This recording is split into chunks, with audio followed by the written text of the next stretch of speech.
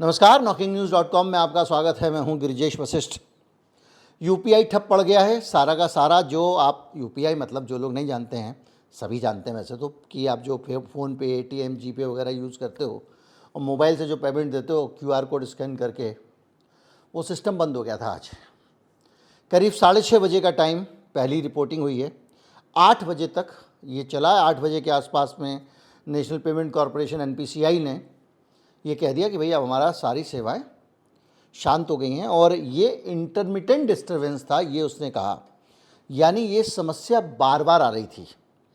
वो एक बार ठीक कर लेते थे तो दोबारा आती थी, दोबारा ठीक कर लेते थे तो फिर आती थी। तो तकनीकी तौर पे देखा जाए तो इससे पूरा देश एक तरह से ठप सा पड़ गया, क्योंकि अब बड़ी संख्या में लोगों ने कैश रखना बंद कर दिया है और क्यूआर कोड स्कैन कर करके पेमेंट करते हैं। अब तो कल तो एटीएम के इस्तेमाल का जो चार्ज है वो भी सरकार ने बढ़ा दिया, यानी अब ज़्यादा पैसे पेटीएम से पैसे निकालने के लिए भी देने पड़ेंगे। एक दिन ज़्यादा पैसे देने पड़ेंगे इसका ऐलान हुआ और दूसरे दिन यूपीआई ने झटका दे दिया। अब आप पेटीएम पैसे निकालने जाओगे तो सोच समझ के रहोगे। खैर, तो ये जो गिरा, इसके बाद तो हलचल मच गई। लोगों ने लिखा, भैया क्या आज ये बर्तन मंजवा के मानेगा। अलग अलग ट्वीट आ रहे हैं। किसी ने लिखा कि ये माताजी सही कहती थी कि कुछ कैश रखो, आज देखो उनका सच सामने आ गया, बड़ों की बात माननी चाहिए। किसी ने लिखा, मेरा दोस्त गोलगप्पे की दुकान पे आधे घंटे से खड़ा हुआ है, गोलगप्पे खा लिए हैं, पेमेंट दे तो वहाँ से हटे। ये सब चकल्लस ट्विटर वगैरह पे शुरू हो गई और एक पूरी चर्चा इसमें चलती रही।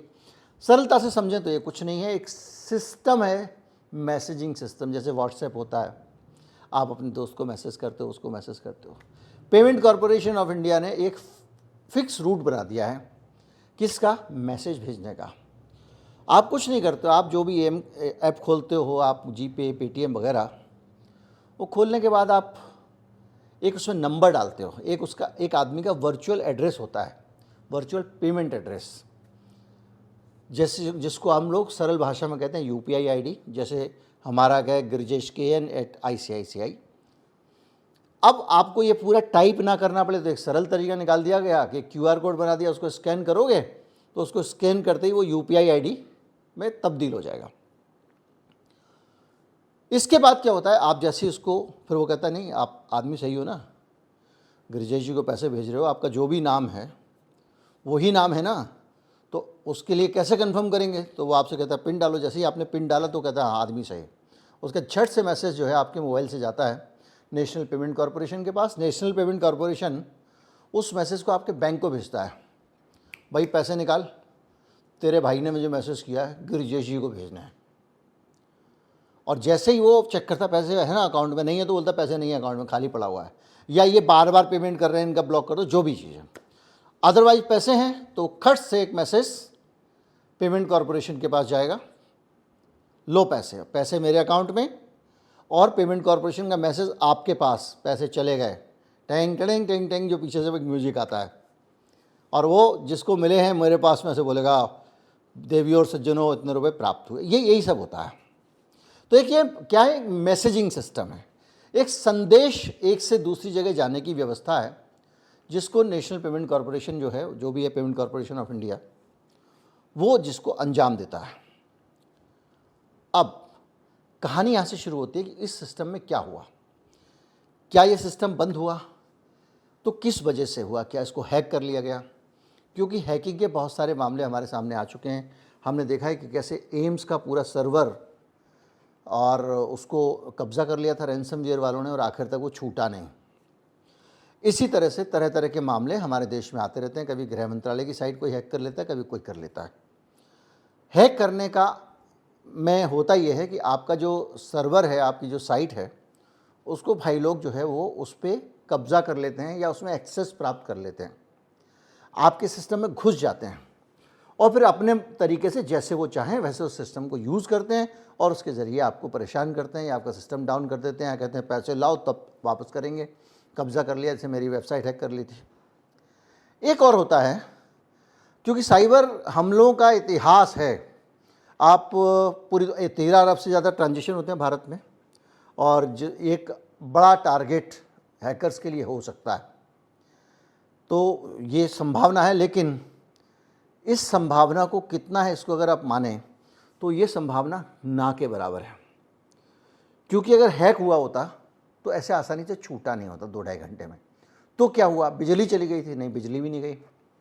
तो क्या हुआ, आग लग गई थी, वो भी नहीं हुआ। फिर क्या हुआ, अब इसको हम तकनीकी तौर पे समझते हैं। बहुत सारी दुनिया में DDoS अटैक होते हैं। DDoS अटैक ये क्या होता है, डिस्ट्रीब्यूटेड डिनायल ऑफ सर्विसेज। ये क्या हुआ, ये होता है कि आपकी सेवा को देने से इनकार कर देते हैं। वो जो भी वेबसाइट सर्वर है वहाँ पे आप कुछ भेजते हो, वो कहता है नहीं नहीं है, बिजी है सर्वर। कल भी ये दिक्कत मुझे आ रही थी कहीं पे, शायद पेटीएम में दिक्कत आ रही थी। कल मैं जियो मार्ट को कोई भुगतान भेजना चाह रहा था, जा नहीं रहा था, मुझे ठीक याद आ गया, नहीं ये प्रॉब्लम कल से चल रही है। तो ये काम कैसे करता है, DDoS क्या करता है कि कुछ नहीं करता है, वो आपको देख रहा है कि आपके पास बार बार मैसेज आते जाते हैं। तो भाई हर सर्वर की एक कैपेसिटी है, तो नेशनल पेमेंट कॉरपोरेशन के सर्वर की भी एक कैपेसिटी है। अब मेरी और आपका सर्वर हो तो मैं उस पर कैप्चा डाल देता हूँ, तो कैप्चा डालता है तो वेरीफाई होता है। तो उस प्रोसेस में कोई अंधाधुंध मैसेज नहीं भेज सकता, हज़ारों लाखों एक साथ भेज दे और मेरे सर्वर को जाम कर दे।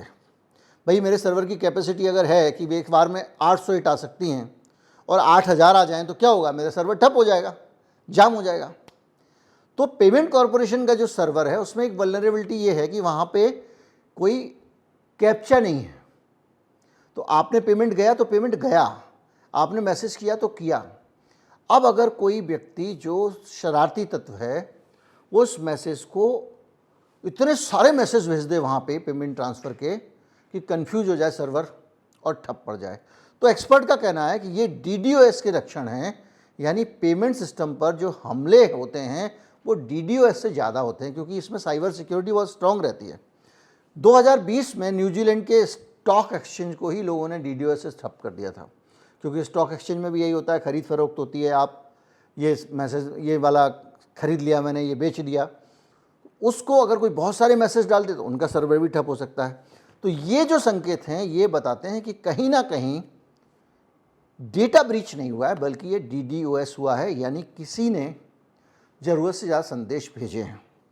सरल तरीके से इसको अगर हम इतनी तकनीकी चीज़ों में न जाएं तो एक पक्का मान लीजिए कि किसी की बदमाशी है, किसी ने हिंदुस्तान के UPI सिस्टम को ठप कर दिया, ठप करके दिखा दिया, और ये अपने आप में सर्वर ओवरलोड करके अगर ठप कर दिया तो ये हमारे लिए चिंता की बात है।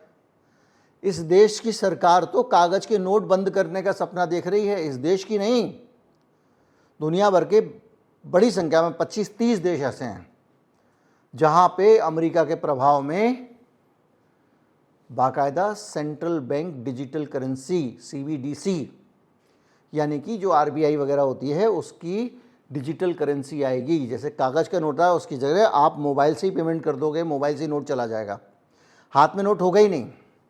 हमारे यहाँ आ चुका है, ट्रायल पे चल रहा है, कुछ लोग ट्रायल पे उसका इस्तेमाल कर रहे हैं, लेकिन आप पूरी तरह डिजिटल कर दोगे, आप कागज़ के नोट बंद कर दोगे तो क्या होगा। मुझे याद आया एक उदाहरण, दिल्ली में जो मेट्रो चलती है वहाँ पे आप बाकायदा, आपका या तो कार्ड होता है या टोकन होता है, उस टोकन को आप उसको दिखाओ, उससे दरवाज़ा खुलता है और आपके अकाउंट से पैसे कट जाते हैं। ऐसे ही आप यात्रा करते हैं। जिस दिन अटल जी ने इसका उद्घाटन किया था उसी दिन पनौती लगी थी मेट्रो को, पहले दिन शाहदरा से कश्मीरी गेट के बीच में। मैं उस दिन उसको रिपोर्टिंग करने के लिए गया हुआ था, मैंने कहा मैं रिपोर्ट करूँगा, आज ऐतिहासिक दिन है भाई। तो वो उसको भी आप पनौती मान सकते हैं। तो वहाँ पे उस दिन वहाँ का टिकटिंग सिस्टम जाम हो गया था पूरा का पूरा, पहले दिन ही।